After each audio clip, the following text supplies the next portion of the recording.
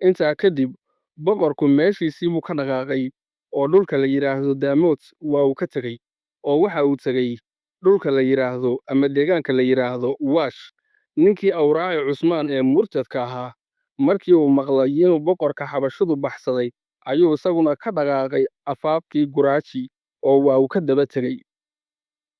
haddaan u soo noqonno wasiir cadli oo imaamku afaafka kaga tegey habeenkii dariiqa dhexdiisa ayuu baryey kadib imaamkii buu dhaqandooro ugu tegey haddana way israaceen oo boqorkii bay ka daba tegeen xilli karan ah bay ahayd xabashiduna waxa caado ahayd haddii karantu ay soo gashaba inaanay 4 bilood guryaha ka soo bixin waayo habeen iyo maalinba roobku waa u da'ayey